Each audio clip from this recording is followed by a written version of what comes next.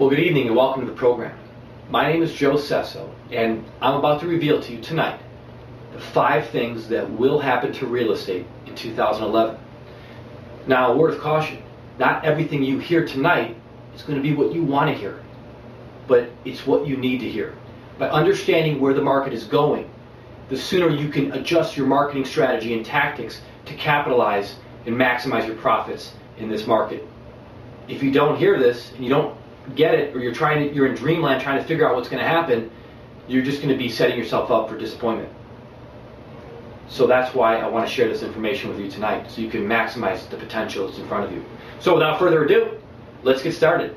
The number one thing, of course, that we know is going to happen in 2011, interest rates will rise. But here's the thing, not by much. Expect no more than a half-point increase for the year rise in interest rates. Now, they've already been creeping up a little bit, but we expect them to go up to no more than 5.5% for the year.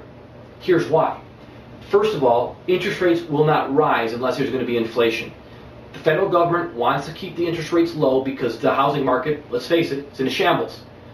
And the lower you can keep the interest rates, the more buying power you offer to your consumers. The only reason why they would go up is if there was inflation. But the leading economists are saying inflation is further down the road. So that will be a non-issue this year. Now, some people might say, well, wait a minute, if interest rates go up, your buying power goes down. Now, in theory, that's true. But this is an anomaly here. Because if house prices go down and interest rates go up, they'll balance each other out. And this leads me to point number 2. 2010 versus 2011, and we got a serious problem here. Because 2010 had a little program called the Home Buyer Tax Credit. From January 1st to June 30th, 2010, home buyers were basically bribed by the government to buy property. Hey, Mr. and Mrs. First-Time Buyer, here's $8,000, buy your house. Hey, Mr. Existing Buyer, here's $6,500, buy your property. We're going to give it to you. Free money. You didn't have to pay back. And guess what?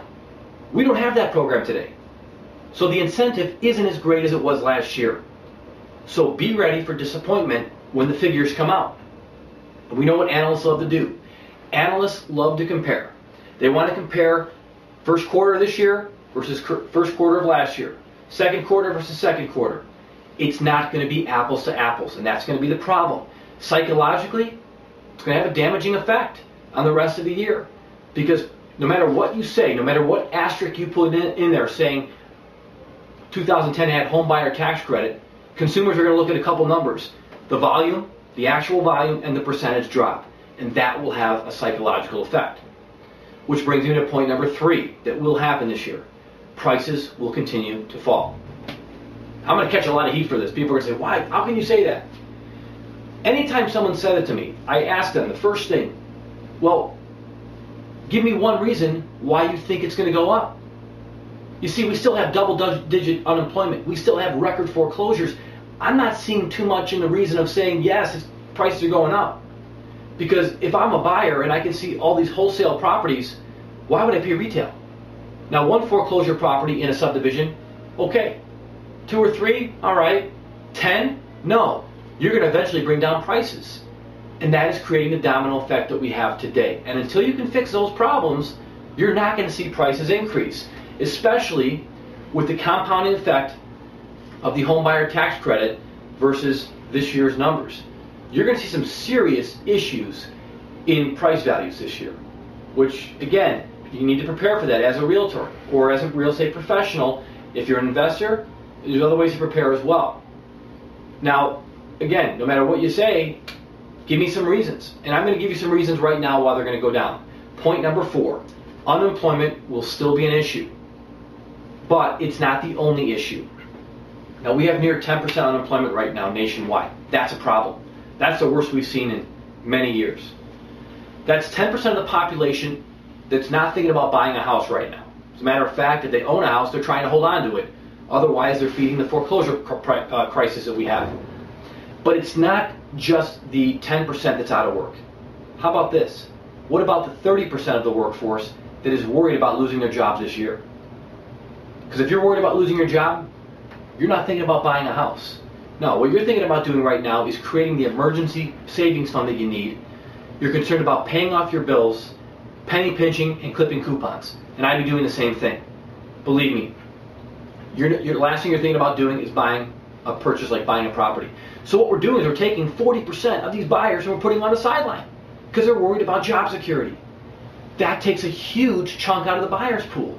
Another reason why prices will not go up.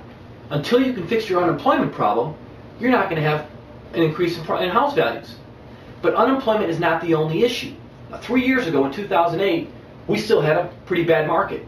But unemployment numbers were much better than they were today. So what was the problem? Point number 5. Foreclosures will still be an issue. Foreclosures are a problem because they do bring down house values. And as people lose their houses, there's a lot of vacant properties in the area. So buyers are buying wholesale, not retail. And that affects the retail buyer. And until you can solve that problem, along with the unemployment problem, you will not see an increase in home values. Now, some good news for foreclosures. We might see them start to taper off by the end of the year. And here's why. Prior to 2007, it was the wild west of lending. Anybody could get a mortgage. But in the spring of 2007, that stopped when the subprime bubble burst. Now, if you've taken a loan out since 2007, chances are your credit's pretty good and your payment record's been good, unless, of course, you lost your job. That's another problem. But before that, anybody could get a mortgage. And the most popular mortgage package at that time was the 5-year ARM, with a 5-year adjustable rate mortgage. Even more exotic, which many people took advantage of, the 5-year interest-only ARM. Guess what? Those 5 years are up this year. This is the last full year of the Wild West 5-year ARMs. Next year we'll encounter about 4 or 5 months of it, but that's a good sign. That means we won't have to worry about that problem anymore. Also, 2006 and 2007 were weaker real estate years as far as volume than 2005 and 2004, which means we're going to have fewer of these problems anyway.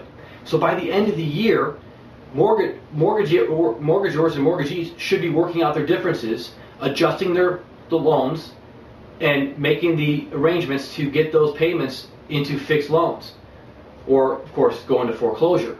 But once that is settled, then the problems should be out of the way. At least the major problems should be, and we should be on the road to recovery. But there's no indication it's going to happen in 2011. It might start to happen in December with foreclosures. But until you can get the unemployment problem solved, you're not going to see anything major happen. So that's it. There you have it. The 5 things that will happen in 2011. Now, realtors are saying, what should I do? Well, focus on what's hot. Foreclosures, short sales, bank-owned properties, and buyers. And you might say, well, wait a minute. Everybody's already doing that. Fine. Do it better. Find new ways to do it. Be innovative. You might say, well, I'm trying to build up my business for 2 or 3 years down the road. Don't. You might not have a business 2 or 3 years down the road. You know the National Association of Realtors has lost more than 30% of their members since 2007? Don't let you be one of them. You need to adjust your tactics to find out what's working right now. And I'm hoping that tonight's program will help motivate you and help you focus on where you need to be for 2011. If you're a buyer, this could be the last full year you have to take advantage of these great prices. Because next year, if unemployment goes down and foreclosures go down, your leverage also goes down. So, hope you enjoyed the program. Good luck for this year. If you have questions, please let me know. I know this wasn't exactly the news you wanted to hear, but you needed to hear it. Good luck, everybody. We'll see you next time. Have a great night.